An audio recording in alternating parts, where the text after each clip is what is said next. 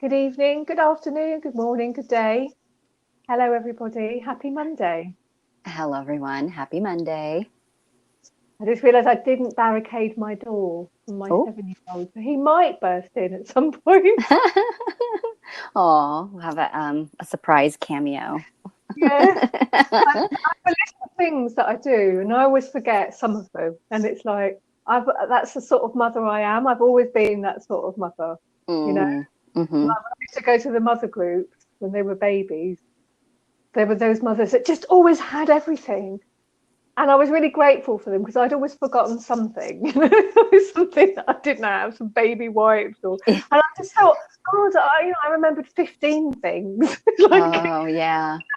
five, I forgot. So, yeah. I was always that mother that was a hot mess. I was always late for everything. I was always running around with, kids running this way, and I was, look, I'm doing my best. We're here. We're alive. So, Yeah. I mean, yeah. people shouldn't expect you to be on time when you've got small children. Other No, mothers with and small life. children can. They're very flexible. Yeah, and So, and life isn't perfect, and God bless those women who are able to be that, they're juggling it all, God bless them. I'm not them. I can't. I try. Well, I even am. when I I try, did juggle I a can't. lot. But I don't think I really try. Yeah, I was always kind of like, it is, I'm It's not here. it's not who I am. Yeah, I'm a free spirit. All right, I do see us. I'm going to share to let people know that we are live as well, really I quickly. forgot to So say. I forgot to say on my Facebook. I did as well, but that's okay. We'll let them know right now. What we need is Facebook to just do it automatically for us. I Yeah, and don't think that's that's you a can feature yet, have you can they? schedule posts, but you can't schedule lives apparently. Could you schedule a post that just went every Monday? Just say, do this every Monday. I don't know. I don't think you can. I I'm don't not think sure I've if you seen can. I'm not sure if you can schedule it repeatedly. that. No, that But would you be can really go on and you can schedule, like, if you're thinking about it on Sunday, like, oh, gonna want to let everybody know I'm going live and at this time, and then you can post it to go, to go out. But I'm not sure. I can't remember the last time I checked if the option was there. I haven't seen that one. That would be sort of like having a secretary. That would be great. It would be great. It would be fantastic. I might need a secretary soon. Well, I think you can get online ones now, can't you? People that do it remotely. Mm-hmm.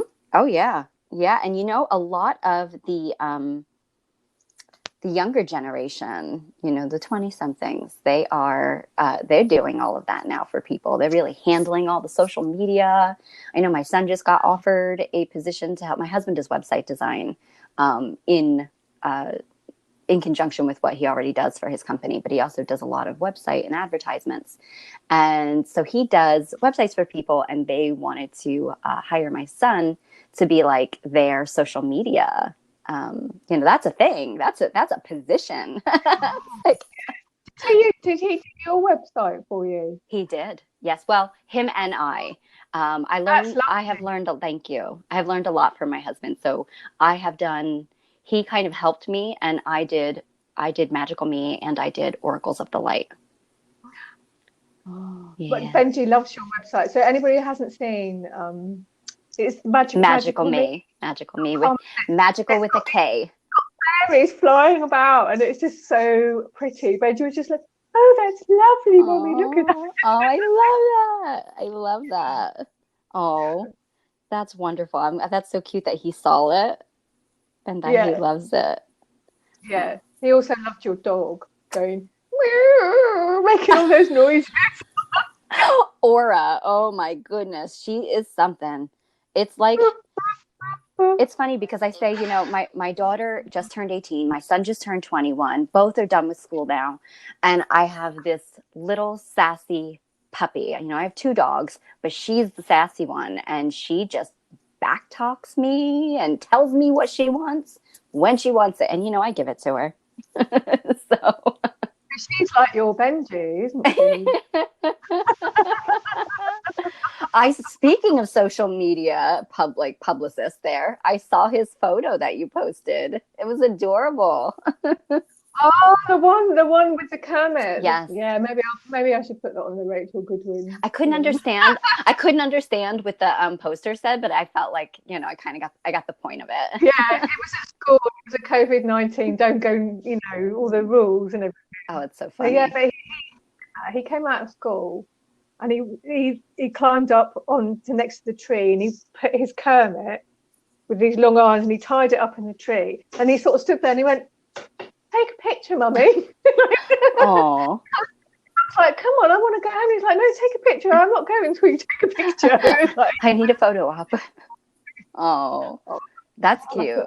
Isn't it amazing though how the new generations are so social media oriented? It's like in their DNA or something. They come into this world like you've got 3-year-olds like maneuvering things on iPads that I can't do. Well, Benji was swiping things when he was a baby. I mean, some people try and keep their kids away from all this tech, and I can totally understand that. I mean, for Benji, because he's got special needs, he doesn't really have any friends outside of, there's some people, he's not very good at maintaining social relationships because there's no difficulties there. And he's got some little friends in school, but it's very small. But I mean, so for him to do something on social media like that, it's just huge. And he enjoys it so much and he gets so much out of it and he gets a sense of community. And so I just think, wow, but I'm not going to. Yeah, I sort of encourage him to do it, but then I do have to sort of keep the door shut because he knows if I'm going live, he's sort of like, he's come in as well. And it's like, give him his own show. Give him his own, the Benji show. I was trying to convince him to like pull an angel card or something together, and he was like, "No, I want to do a game of thing." And I was like, I have to listen to enough about Minecraft. Oh, it's adorable. Plants versus zombies. Yeah, it is when it's other people's kids. When it's your own, just drives you nuts, doesn't it? Oh, goodness. So we have a few people tuning in right now. Hi, Heidi. Hi, Jillian. Hi, Annetta. Hi, Deborah. Welcome. Thank you for being here. How's everyone and how are you all? How have you been since this? We had a big full moon eclipse on Friday. We did. Whew. Those energies. Big energies. Yeah, eclipses are always, they're like, they put the gas pedal to the floor. They're like, it's go time. And they do really bring about a lot of change. I've been moaning recently that I haven't had any dreams because I like to have the odd one just to sort of see how I'm doing. And, you've been telling me about your amazing dreams and Thomas has good ones as well. And I'm like, where's my dreams? And then the last few days, I've had loads of dreams and they've all been a bit crappy. Oh. And I'm like, I wanted lovely dreams. I want magical dreams where I'm astral traveling. I wanted magical dreams, not difficult ones that meant I had to sit down and sort out my SHIT. That was that lovely moon. That was the lovely moon for us, for sure. So I'll rephrase that. I'm so grateful for the opportunities that I'm given to see my crap. Yeah. No, you're right. Mine have been really weird and like scattered. They've been very scattered, but then the pieces, they're not like the big magical picture dreams this time around. They're the look at this thing. You got to look at this and you have to dissect it and put the pieces together. So yeah, no, but they have all been useful. And I just got to tell you, I had a toilet dream. Oh, they're fun, aren't they? and because like I'm one of these people, the teeth crumbling dream. I know a lot of people have this, and I've had that a lot over the years. Your teeth are suddenly crumbling. Well, I was on the toilet, and then the toilet was crumbling. Oh, the porcelain was crumbling, like in the same way that it feels like when your teeth crumble. And it was like, so the toilet wouldn't flush, and I was like, oh God, I can't even get rid of my SHIT now. Oh no! Oh. Wow. Yeah. Huh. Symbolism there. Yeah, I know. Seems very much, because to me the toilet represents the vessel that contains the yuck, and the stuff that we got that's just not serving us anymore. But it also made me feel, since the fact that it was crumbling, I felt like it was letting you know, like your template, like your earth body template, is actually transforming right before you. You know, it does make me feel like your vessel's changing, which might make it more difficult to release, because we're just completely disintegrating and dissolving as we're really being rebuilt. Our templates are being rebuilt. Totally. And yeah, I that's interesting you say that, actually, because I did like the energy reading on Friday for the month with Sarah, and it was just so apparent how difficult it is what we're in at the moment. And I mean difficult as in challenging, but we're just having to be with a lot of difficulty. And I can still stay in touch with it's okay and it's good and all the rest of it, but at the same time I was really aware, just, you know, the pressure for everybody. But strangely enough, it's like there's a lot of stuff there about the physical for me. So I've started doing more exercise and things than I've done for years. And it's partly because my health has reached a point now where I actually can, because I haven't been able to do this stuff because I haven't been well enough. But I'm sort of going beyond even what I used to do. And I went to the fjord this morning, like 6:45 in the morning. And I was just, I mean, the water's, you know, it's not cold like it was when I started. It's a bit warmer. You can actually go for a swim now. Oh, and I was just like loving being in that water about 6:45 in the morning. Part of me is just laughing, going, because like old Rachel can't believe that this Rachel is sort of doing this. Do you know what I mean? It's like, and there were swans flying over. There was a group of 10, then there was a group of 11, then there was a group of 3, and it was just so magical. And I've even, because I made a lot of puddings during the coronavirus time, you know, we've all got a bit wider, and it's a bit of a problem because, like, I don't want to buy a whole new set of clothes, but I'll have to if I don't do so. I bought running shoes for the second time in my life. Wow, good for you. Yeah, they won't so much be running, but more jogging. But I mean, I actually feel like doing it. I've never felt like that. Yeah. I've never felt like. Oh yeah. I feel like I'm okay with walking. I don't know that I can get myself to do much more than that, but definitely, you're right.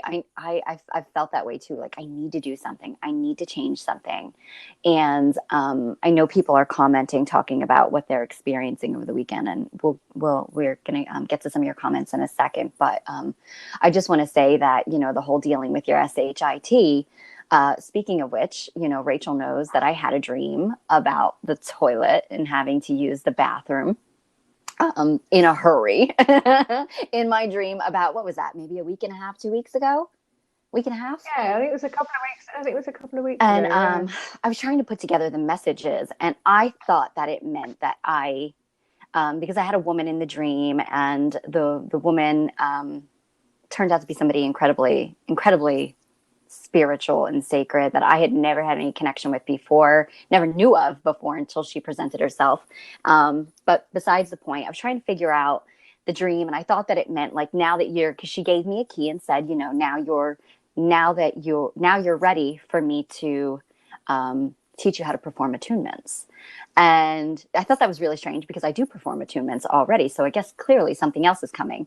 But the message with the using the bathroom was like, now that you're done releasing your SHIT. So I thought, oh my goodness, I'm done. I get to level up, right? Well, it was kind of like one of those prophetic dreams where it didn't quite happen yet. So this whole past week, since last Monday's show, last Monday I woke up with feeling these strange stomach spasm pains in my upper stomach, all the way up where your diaphragm kind of meets your stomach area. And it wasn't as bad then, but over the course of the week, it got brutal, and it began to really make to the point that I couldn't do anything. I couldn't work. I could hardly eat. And when I did eat, it would send me into spasms again. So I was doing everything I possibly could, but it forced me to really face anything that I was still holding on to. And I did. And it was a lot of like deeply rooted stuff, emotional pain coming up. But so stuff that we don't even realize is there.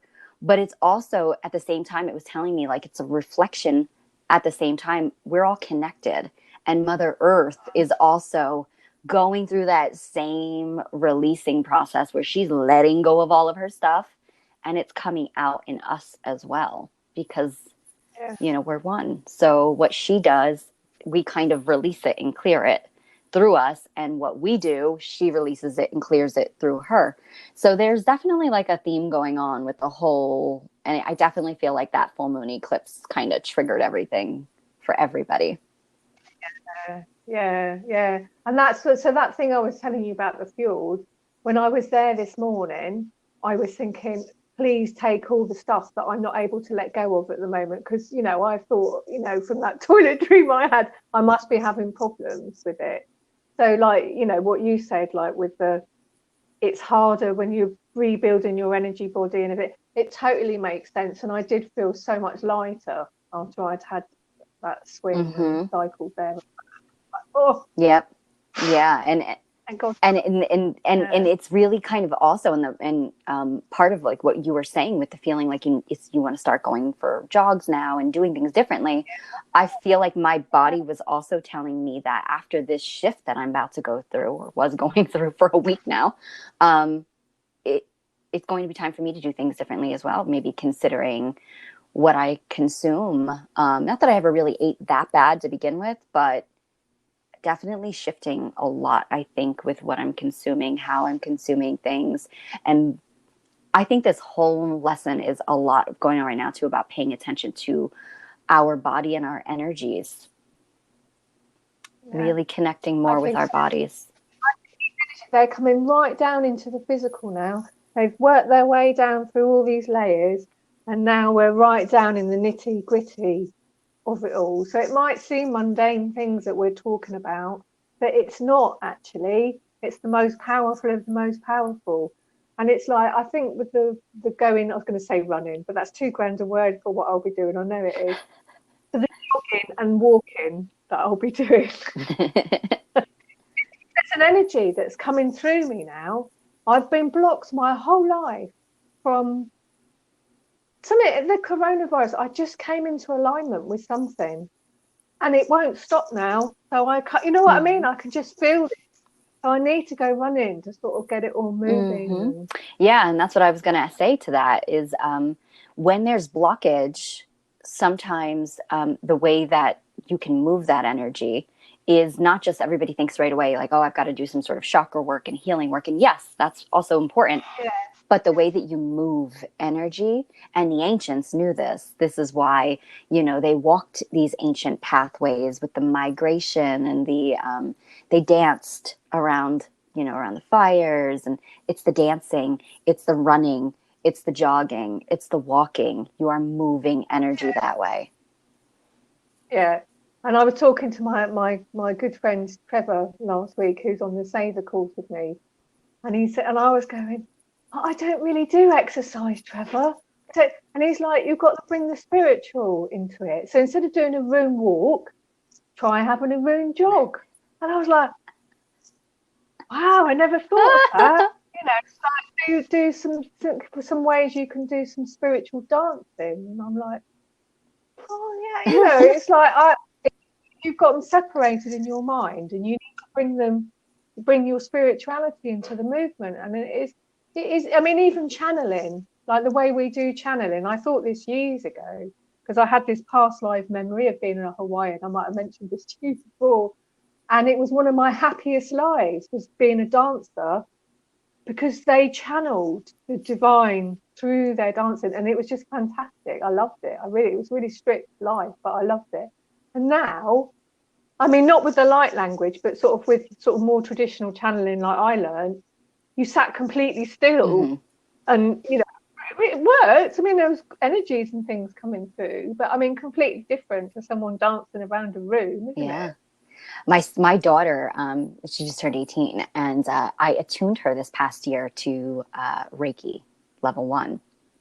And boy, was that life-changing for her. And when I talk to my students about attunements and what's going to occur afterwards, it's usually like a gradual adjustment. And they start to begin like seeing things and expanding themselves more, coming more intuitive, connecting more. It really gradually adjusts them. But my daughter, after the attunement, I always give everybody the opportunity to share if anything came forward during their attunement. And she immediately went into, she was with the Egyptian goddess Isis, and there was a male there who she assumed might have been Osiris, and she was in the middle of a circle of dancing women, and she's like, Mom, I was dancing very seductively, very sensually, and I was moving like snakes and serpents, and I was like, oh my goodness. And it was a ritual dance. It was like an energetic, ritual, alchemical dance that she was explaining. And of course, I knew what was going on. And, you know, but for her to tell me something like this and to have this vision, I was like, oh, sister, this is your path. This is your path for sure. Yeah. So absolutely they did that movement was key to activating, healing, clearing, you know, creating. We're even creating with that energy. So Yeah. just amazing. So Deborah says that the weekend was very tense for her. I'm sorry about that, Deborah. Hey, Heidi Lynn says, I am so showing love to everyone so they can feel that powerful truth. Absolutely. That's really what's needed right now. Hi, Marie. Welcome. Heidi says, you are draining the swamp. Oh, are you talking about in regards to the dreams? That's funny. Hi, Minu. Hi, Heather. Welcome. That's Share your toilet dreams. yes. Let's all have a toilet dream party. You know, it's great that we can, like, you know, just laugh and talk about these things, but it's important. Your dreams, I will tell you, especially if you're new to the path or you're new to your journey, your spiritual journey, I will tell you that dreams are the most important tools that we have. And, you know, people always say, I don't dream, I don't have dreams, or I don't remember my dreams. I'm going to tell you right now that by saying that, you're telling yourself that you're blocking yourself. I am a dream oracle, or also known as a dream walker. I work with dreams. I work with dream interpretation. I travel in people's dreams all the time, helping them in some way, healing them, protecting them, doing something. You should see the messages that I get. It's amazing. But these dreams are not just nonsense. They seem like it when they come in. But if you can like write them down, and then even if it doesn't seem like make any sense, just start to kind of dissect it like it's all symbolism coming through, because that's what it is. Spirit speaks through symbolism a lot. And if you say, you know, I have trouble remembering my dreams, set intentions, call in your higher self and set intentions before bed and say that, 1, I would like messages through my dreams. And then 2, I would like to remember my dreams. And even if you don't remember them upon waking, when you wake up, set the intention you want to remember your dream throughout the day. And it will come back to you. Somebody will say something to you and they'll be your trigger. And the whole thing will come flooding back in. So keep at it. Keep at it. Dreams are so important. Yeah. I mean, I woke up early this morning, like remembering these dreams. And I think it was because my subconscious was making sure that I didn't lose it, you know? So I was up at 5 this morning, writing them down. Because, you know, a couple of days ago I was going, I want to remember my dreams. So if you have to, like, then you have a dream, then you have to write it down. Even if it's a toy dream. And I always recommend keeping a journal by your bed. Or even if, you know, your phone is the first thing that you go to in the morning. Most phones all have like a little notepad or memo or something. Even if you can voice memo what you saw and then make sense of it later when you have more time. Yeah, that's it. Because even fragments, you know, you just tune into that fragment. Even if you just remember one fragment, there's so much you can do. Yeah, and I noticed that when I start writing it down, I'll have it all in my head, but it seems very fragmented. And then the moment that I start writing it down, all of it starts immediately coming back. I start seeing, it's almost like I'm looking at a picture, like a frozen picture, and then I can like move the picture around and look around once I start writing things down, if that makes sense. Yeah. Yeah, because I like get the feeling of it just from that fragment. It's like I can get the feelings behind it because I'm like really like clairsentient, I suppose. And so it's like, oh, it feels as if this, and it feels as if this. And even if I'm not sure about it, I just write down like my Mm-hmm. impressions, and then it all Starts to make a picture. starts. And if Yeah, and if I'm stuck, I just ask Thomas because he's really good at yeah, and dreams. if anything, I mean, you'll remember the parts that you're meant to remember, you know. Yeah. Yeah, so yeah, dreams are And I'm amazed at times I feel like it's a negative dream, and it's not. But when I wake up, I just feel like, oh, that was horrible, and it feels negative. And then actually, it's not. It's the parts that you're struggling to mm-hmm, integrate and the resistance that you have against it. That's what you're mm-hmm, feeling. So it feels mm-hmm. HRT, and it's Yeah. actually The a good thing. oracles and I actually teach a dream. We teach dream interpretation and dream workshops. And one of the things about those negative dreams, because people are always like, I don't like this. I'm having these nightmares over and over and over again. Nightmares are actually meant to get your attention. They're scary for a reason because they're memorable. It's something that you are being highly advised to pay attention to. It doesn't mean that's real. It means it's something that's being presented to you to break down and dissect it because it is a message. Also, a lot of times they will bring up our own fears that are disempowering us. So it's there to teach us how to overcome that fear, showing you this is something that's it's causing you harm. It is taking your power away. So you've got to really look at this fear in the face and work through it. So, and then they'll stop. The Mm, moment you acknowledge that, those dreams will stop because that's what they're for. It's not there to torment you and scare you. It's meant to make you pay attention. mm. And runes are a really good way of working with your dreams as well, and like provoking a dream. And so if anybody wants to find out about that, come to my free ascension Yeah, class. yeah. Runes pages, put a quick plug That's in there interesting. for it that I do. Yeah, yeah. So but I mean, there's all sorts of ways of working with dreams. So no one needs to feel like they're powerless if they don't remember their dreams. I didn't used to remember Hmm. my dreams at all. Yeah. It's one of those things that it's Yeah, like working with your intuition. We all have yeah, the ability. We all come into this world with gifts, but most of the time they're suppressed, they're blocked, and that part of our journey is unblocking them. So every single person in this world is capable of receiving information through dreams, through card reading, through your own intuition, through meditation, through journeying. Every single person.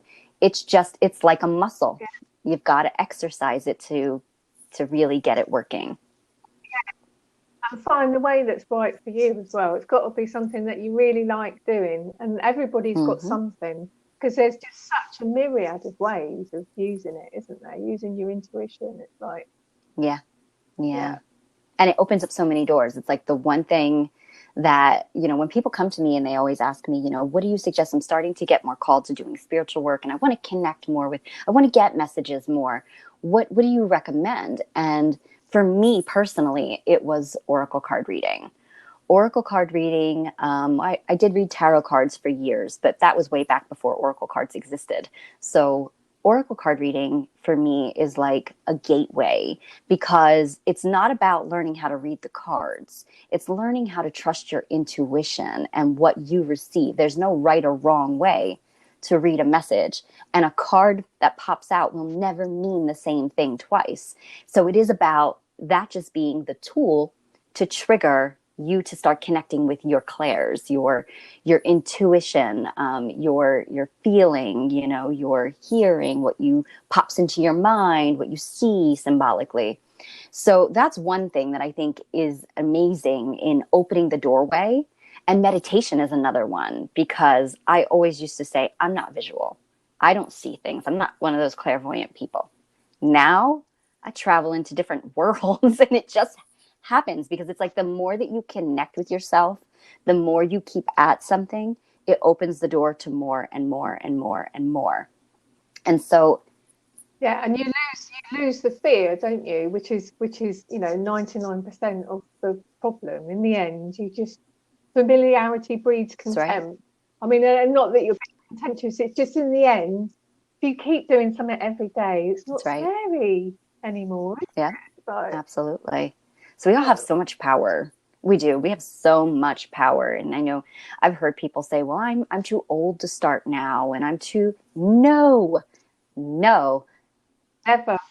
All the time you're alive, you're not no. too And old. we stumble upon things in life exactly when we're meant to, because that was our time to. We had to maybe go through so many different things in our lives to be able to fully appreciate this new information coming in now, so no, never too old.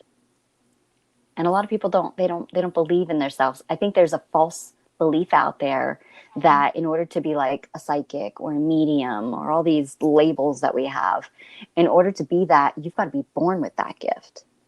Well, you are born with it, but you might not come into this world knowing that or being able to do that because No. it's not your path. Some people just have to work at it, and that's okay.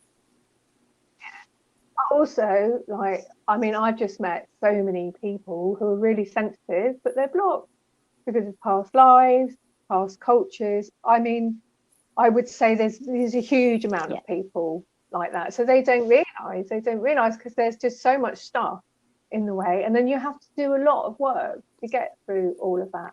And I think nearly everybody has that to a greater or lesser extent because of the history of the last 3,000 years. It's like, how can it not be there? But we live in a world of polarity. So there's been times when it's been great to be a psychic or a psychopomp or a shaman or a witch. And there's been times when it's been awful. And you have to live through it all to sort of learn all the soul lessons about it, really. And in the end, just go, it doesn't really matter if people think I'm great or crap because this is what I am. Yeah. Oh, it's sort of that's it. That's what it comes down to at the end of the day. If that's what you are, that's what you are.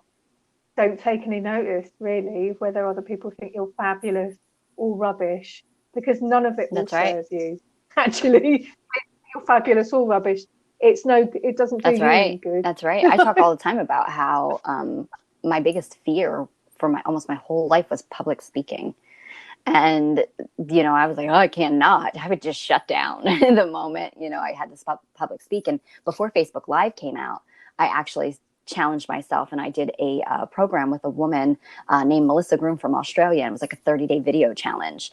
And every day you had to record a video. So it wasn't like going live. It was you recorded a video and you posted it on your business page talking about something regarding your business. And it's basically designed to help get you out of your shell, to get you feeling more confident and more comfortable in front of the camera. And that's how you basically promote your business. And so I would do this, and I actually won the challenge. So it was so surprising. I won that 30-day challenge.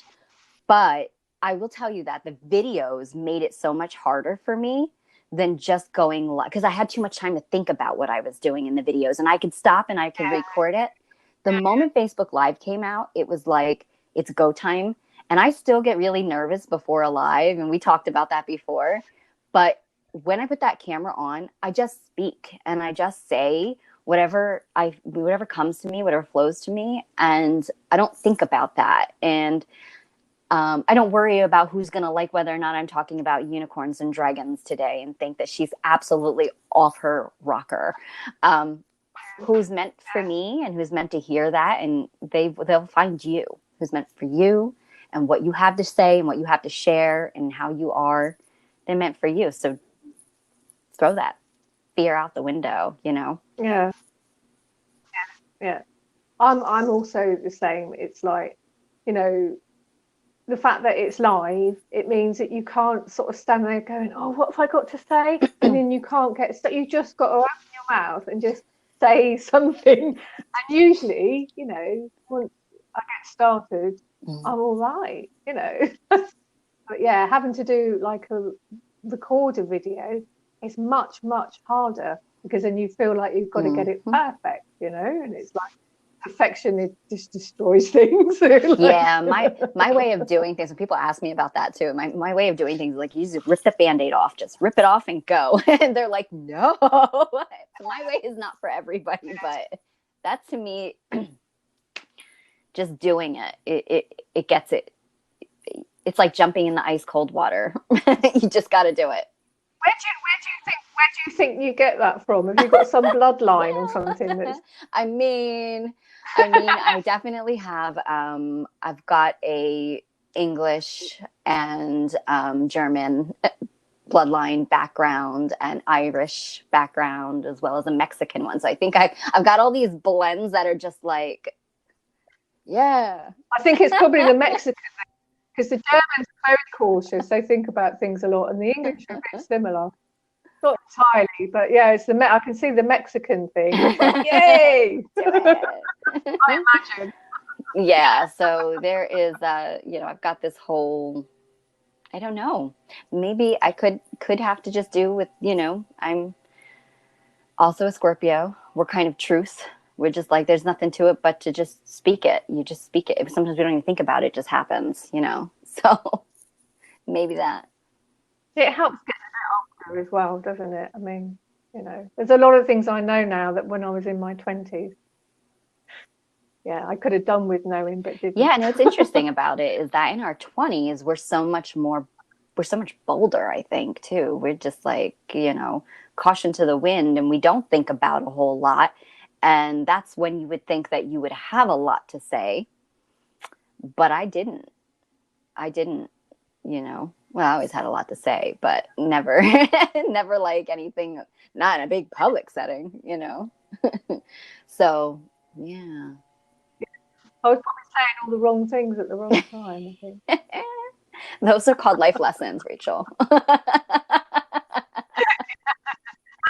It's just being in your 20s, isn't it? Sorry for anybody who's in the 20s. It's sounding very 20-ist. Oh, the 20s are fun. They're fun. That's when you get to experience everything that you maybe don't want to ever do again. Yeah. Oh, maybe that's just us. Maybe it's different now. These 20-year-olds are, yep, they're the new star seeds. So, I mean, I was just talking to my daughter's boyfriend, who is 21, and my son is also 21. They went to school together. They're in the same age group there, and they don't talk a lot. Like, they're very quiet, very almost like uncomfortably quiet at times. And when they both my son and my daughter's boyfriend sometimes will sit down and be like, you know what do you think about this? And what comes out of their mouth is hours-long conversation of the most advanced spiritual things I have heard. I don't hear adults talk like that. And I'm like, you guys need a podcast. Like, this would be amazing. So I would love to hear the 20-somethings really talking about their perspectives, because when they get out of their exterior, what the world conditions us to talk and do and be, they've got some stuff to say, and I'm pretty impressed.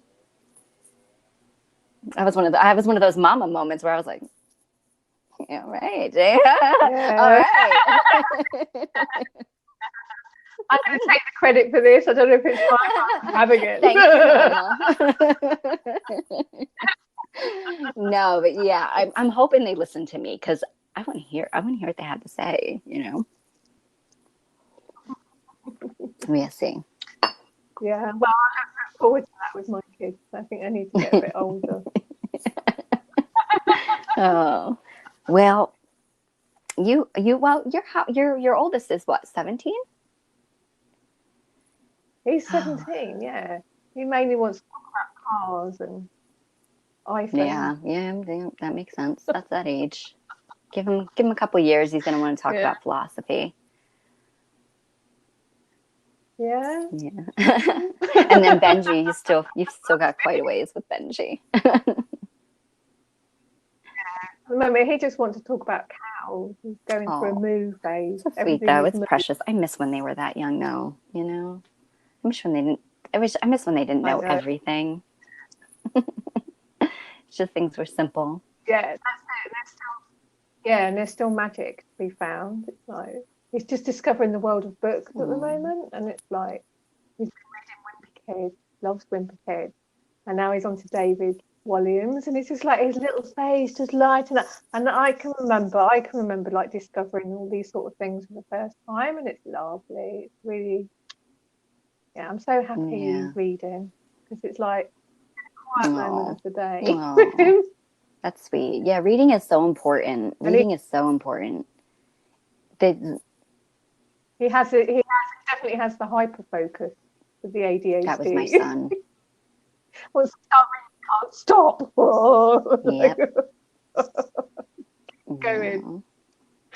So, you know how sometimes I like to share something that's kind of been coming forward, and I did it with the I think I did it with the lilac flower not that long ago, and then I did do it with the sparrow in our private group. So there's another flower that has been making itself known these past couple of days, and very consistently. And so I have a flower oracle card deck that I work with from time to time when I feel like I need to connect with a flower's energy more. And it's kind of like, which one's coming forward? And it was the bleeding hearts. And I don't know if I know you have them. I know I've seen them in England, and I've seen them in Wales, I want to say. Seen them in England, seen them in Wales, but they might have a different name. We call them bleeding hearts. And like the next day, my friend Karen, she pulled her flower cards from a completely different deck, and it was bleeding hearts. And then I went to the grocery store, and there was a massive bleeding heart bush, like available for purchase. And I was, well, let me see if I can show it to you with my flower card deck. This isn't the greatest photo of them. It's not the greatest photo of them, but they open up. They look like these little heart-shaped pods. They do come in different colors, but the most common I see is it fuchsia? Is there something called fuchsia that might also be one? They look like a heart, and then they open up, and this little, it almost looks like a little fairy person drops and hangs out of them. But it also has like a little teeny tiny heart shape hanging off of it. So I was like, okay, let me connect with bleeding heart. Now the word itself says a lot. Bleeding heart. So for those of you who know that I said that, I mentioned the pain that I was having in my upper stomach area. That's also a chakra known as the Sri Padma. And that's actually considered our lower heart, our spiritual heart center. And I knew that, but I don't really work with it that frequently. I know I've worked with it with you, Rachel. Rachel has brought it forward with some workshops and things that she does. But it isn't something that I regularly connect and work with. And so the pain, as I was getting a lot of my messages about how to heal it and work through it and what was going on, I did keep getting a lot of messages about it being my spiritual heart. And that, if you think about what's going on right now in the world, it does feel like when people express how it makes them feel, it's like, it's heartbreaking. My heart is broken. My heart hurts for what's going on right now. And the main message that bleeding heart brings forward for all of us is that a broken heart is an open heart.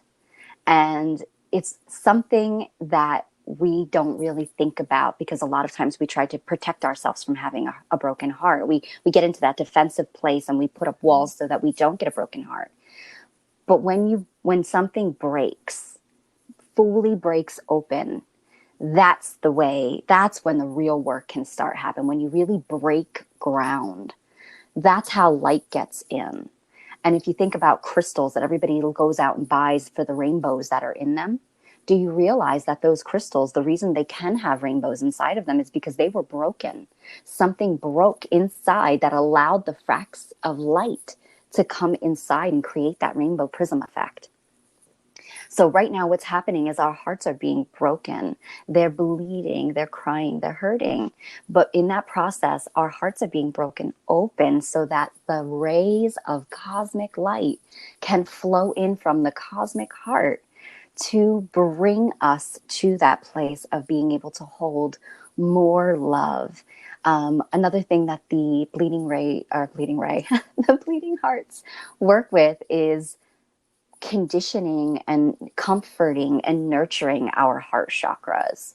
So they really do bring us into that place of being able to, especially for those that feel like they have broken hearts or shut their hearts down due to fear, due to loss, due to abandonment issues, which is a big thing that's happening in the world for the last how many months. So bleeding heart comes in to bring us that nurturance, that loving energy to help heal and restore light and love to our hearts. So not resisting is not a message that we're not used. It's a message that we're not used to. When, people say, well, what happens when your heart gets broken and people shut down, they never want to experience that again. And you say, well, no, the point is to feel it, experience it, and then open yourself up even more vulnerably to let more love in, to try again, because the point is to love and be loved. So I think that if everyone could take some time, maybe this week, even if you don't have bleeding hearts in your area, they all have spirits, like we talk about with trees and with crystals. If you could take a few moments just to call in the spirit of bleeding heart, it will work with you in that way, in the same way as though you had the plant in your presence, or if you were taking the flower essence internally, the same thing. So I think that's important for what we're feeling now. And with the month of May, we do know that that channeled message that came through Yeshua and the dolphins was all about how humans were going to have their hearts opened like never before. Mm-hmm. It takes devastating, traumatic situations to break our hearts, to make them open to even more love, and to be able to give it to one another more freely. Yes, because that is the nature of the ego personality, is to do what it knows and to get into kind of concrete ways of being. And it feels like when you were talking about the bleeding hole, Yes. possibly fuchsia. I'm not a great garden person, but well, I love flowers, but I don't remember their names very well. It feels like maybe that's here to like support that process, because it does feel like whenever we start to, our energy bodies are starting to settle down and go back into its familiar patterns, it's the universe is going nope, and it's like open it all up again. I mean, I had a thing happen last week. I've been using eBay for years. I've never had a problem, and then suddenly I've had this horrendous woman that I bought some stuff for just being absolutely horrendous. And the whole thing's gone wrong. And I keep writing to her saying, but you're supposed to help me. You're the seller. There's something gone wrong here. And she just keeps writing back and just basically shouting at me, verbally. And she won't help me at all. And I got really upset about it. And I thought, right, I've just got to write all this down. And what I do is, like, when something's really getting to me like that, it's like, there's something in this for me. So I write it all down without any censorship at all. And I wrote down, it's the experience of someone being angry with me when I actually need them to help me. It's traumatic. And it was things from my childhood. And I connected with it and I felt the pain. And then it was fine. It's like, I had a week of stress about that. But I mean, a week, that's not a long time. So I think it feels like things are moving much more. And it's interesting that you said that, because the pain that I've been having, it's like spasms in that upper higher stomach area. When I sat down and I connected and asked, okay, because there's some deeply rooted emotional stuff and it's connected to that heart chakra stuff. It was very much the same. And it was a week long of suffering, which I'm not fully recovered, but it is doing much, much, much better. But it was a very similar situation where people who I'm needing help and I'm asking for help from are getting mad at me. So it was a very similar, it wasn't the only thing, but that was a very similar theme. So that's very fascinating. Interesting. Yeah. And this woman, she's like, it's so irrational the way she's behaving, because like I've been quite polite, and then she's just writing back to me going, I've done everything I can for you. And she's done nothing. Basically, she hasn't done anything. why I didn't get any notifications or anything. And then but because it's so extreme, it sort of makes it easier to look at, okay, there's something going on here. No, I'm not and just maybe this is imagining this. part of her own issues too that she might have regarding feeling as though, you know, when you have that whole, like, you go to that defensive place when you have done something wrong, but you don't want to admit that you've done something wrong. It's like the guilt that comes along with that, and getting defensive the moment you feel someone saying you did something wrong.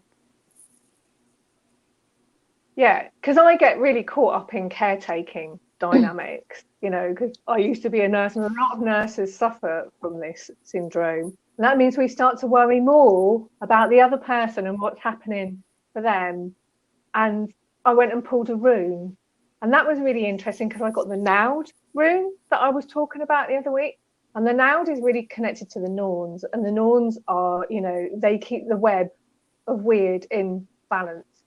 And I asked the Norns, I was like, okay, I can feel the Norns are involved here. What is it you need me to know? And they were like, you're here to keep the balance. This person is acting outrageously. What are you going to do about it? And I was just like, ooh, oh. Yeah, because of course my, you know, like I said, my automatic behavior, although I don't let myself do it these days, but I still have the urge, is to, you know, find out what's wrong for the other person. And the Norns were like, no, you need to, like, call this person out, basically. And, you know, I won't do it aggressively. I won't vindictively try to just character assassinate her. But it's really not okay what she's doing. And perhaps she's been doing this to a lot of people and being outrageous. And it needs to be pointed out. And, you know, I need to go through complaints procedure and it's also honoring yourself, you know, honoring that what is being done is an injustice. It is an injustice. Yeah. So that's a theme right now. The Norns are really good to work with like that, because they have a whole other paradigm of what it is to be a woman than the ones we've grown up with. And, you know, most of us, to be honest, could do with, like, I mean, it was a bit like, it's another dream of Jamie's. I hope you don't mind me mentioning it. But Jamie had another dream where there was a Nordic woman, and she was being very Scandinavian. And of course, the Norns are very Scandinavian, and it's like they have a whole other way of being female. Yes. Yeah, and she pretty much I had a very, like, Viking, like, style hair on, and I was aware in the dream that it wasn't my real hair. It was an extension piece that I was wearing, but it looked very much like something out of, like, the shield maidens that they would wear. And I was in a crowded place. It looked like some sort of a stadium or something, and there were all of these, like, Viking type of men and women there drinking, very bawdy and loud. And I remember walking past, and there was a man that just kept staring and watching me, like he was waiting to see what I was going to do. And then there was the female, and she came up to me, and she tugged on the back of my hair, and she said, if you're going to wear that hair, you better wear that hair. You know, like, if you're going to wear it, then you better own it, type of thing. So yeah, it was kind of like, listen, this is what it is. You need to own this. And it seemed like she was being aggressive to me. And I was kind of like, oh my gosh, she gonna, like, want to fight me or something in this dream. But no, really, she was a guide for me. That's just the way they are. She was very boldly telling me to, like, if you're going to do something, do it. Stand in it. Stand in your power. Stand in your truth of who you are. So yes. Thank you for mentioning that, because I hadn't thought about that dream in quite a bit, but yeah, well, I'm thinking about them a lot, because I'm about to do another workshop with the Norns, so they're sort of entering into my bloodstream at the moment. But, you know, as a woman who's becoming an older woman, the Norns are also giving me a fresh idea of purpose as well, you know. Because, like, in our culture, a woman in her 50s or 60s is sort of losing something. Gaining. But for the Norns, no. That's right. You're just beginning. It's like they have so much use for us and what we have to say. And, you know, I think it's true. I sort of, like, if I remember my mum, because she passed in '96, my mum.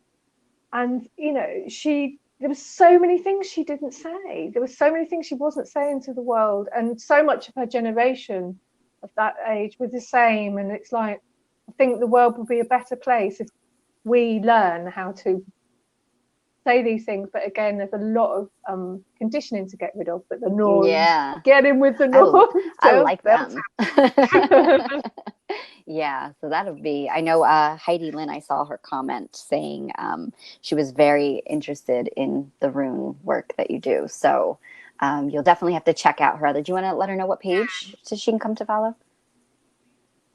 Yes, the page is called Ascension Runes. And just, look on there, you'll find everything. I'm glad I called that one a nice, easy name. Not like my email addresses. I have about 3 or 4 email addresses, and they're all really long. Yeah. All the short ones are taken, though, aren't or you they? have to do like 15 number sequences with a special character symbol in order to get, it is a lot. So my life, all these different things that I have, technology I have to use, I have so many different accounts, emails, passwords, and then when you get one of those emails and it says, for your password, you have to have 15 capital letters, 15 symbols, 50. You're like, no, I'm never going to remember. Wow. So we do have quite a few people tuning in. Alexandra popped in, and Heidi, and Doreen, and Carmela, and Jerry. Welcome, Dawn. Naomi, if I'm missing anybody, I do apologize. Heidi just says, I had a dream about 6 years ago that we were all going to have a financial reset. I remember telling my husband that one day we won't have to worry about money, credit score, etc. So beautiful to see what is happening now in the world, especially here in the United States. Yeah, that's interesting, and that would be what we considered a prophetic dream. And yes, I do believe that is accurate. I feel like eventually we won't need to worry about any of that. Let's see. The power in Christ consciousness is heaven on earth. Yes, absolutely. And that's what we're doing here.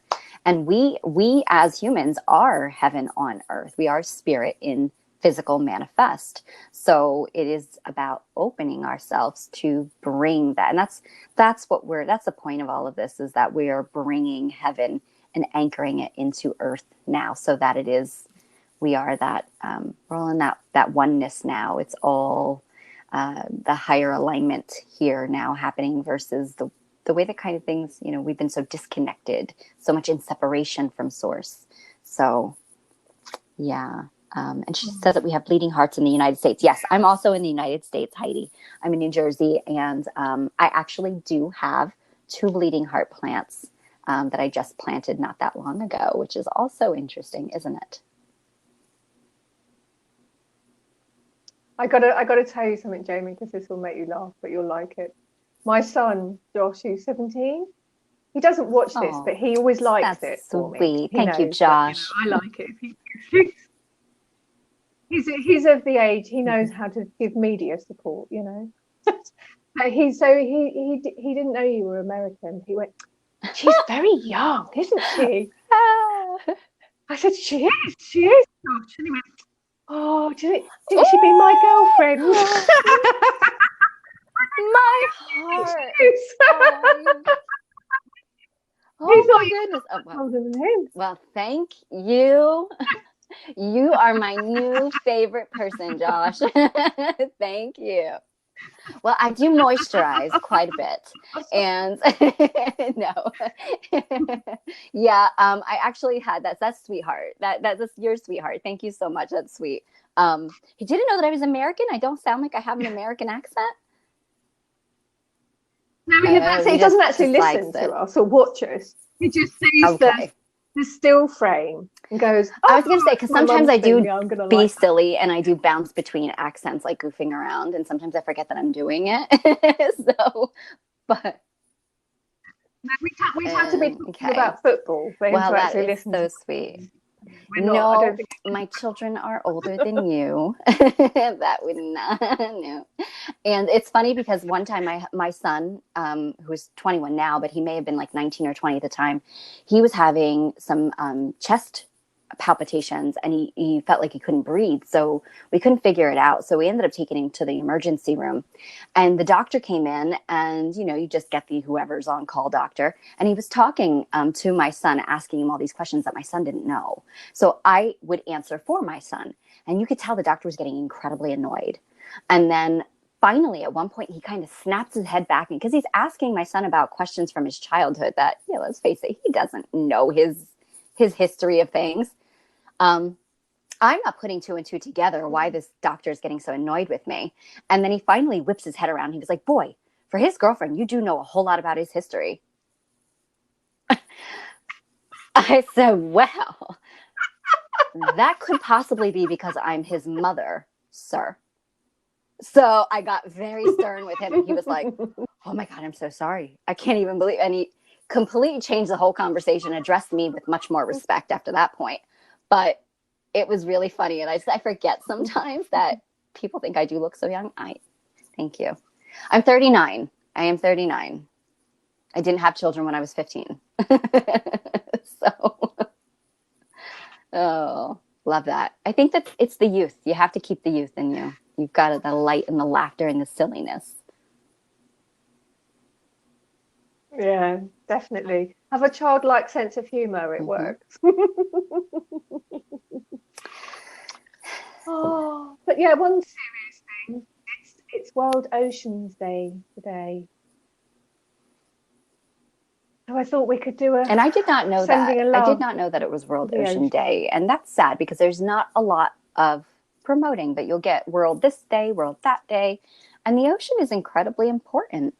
Incredibly important. It is.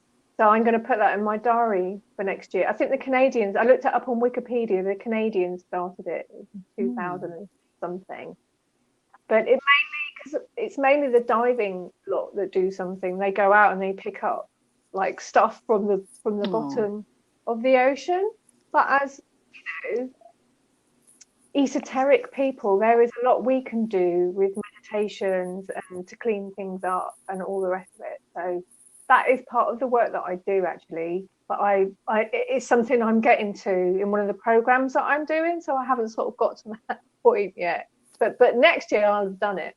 So by next year I'll be able to really add a contribution to that. But meanwhile, perhaps those of us watching and listening can imagine that we're standing in a circle together around the planet, and we're looking down on beautiful Gaia, Mother Earth, and all of the seas that cover so much of that surface.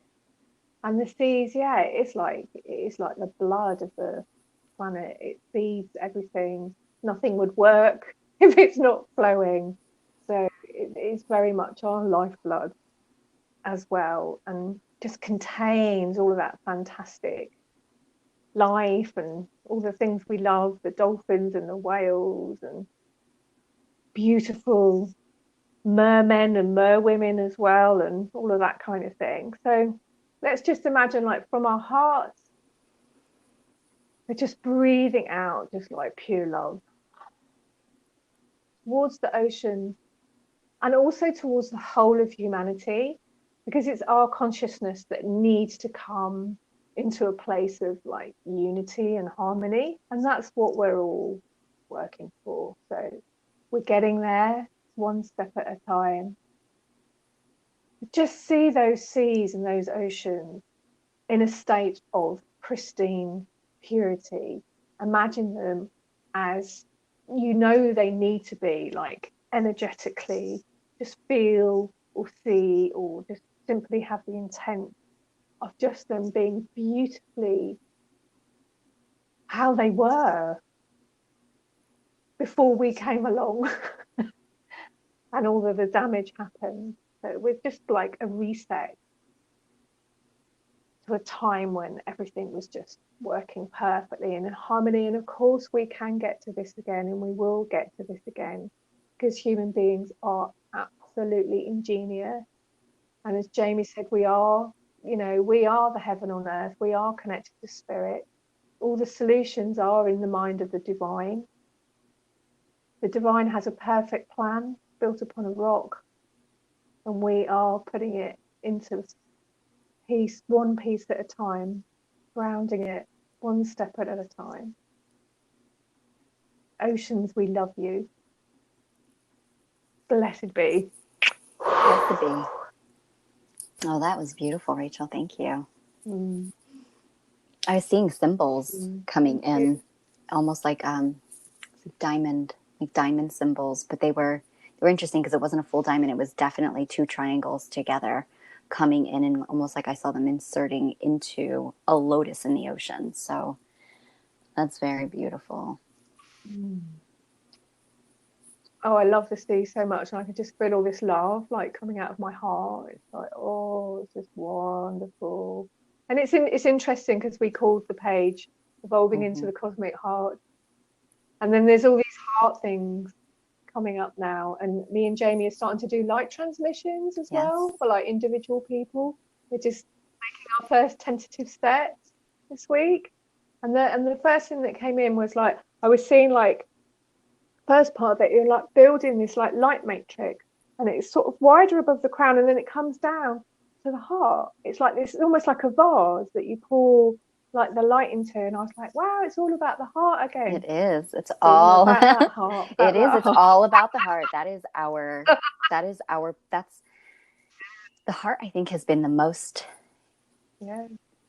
negatively impacted these last couple of thousands of years.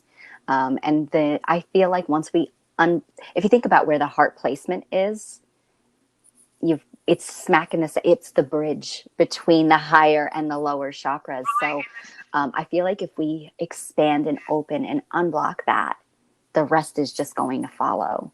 So that's where and where we're going. You know, it's like new earth consciousness. It's like love consciousness, you know.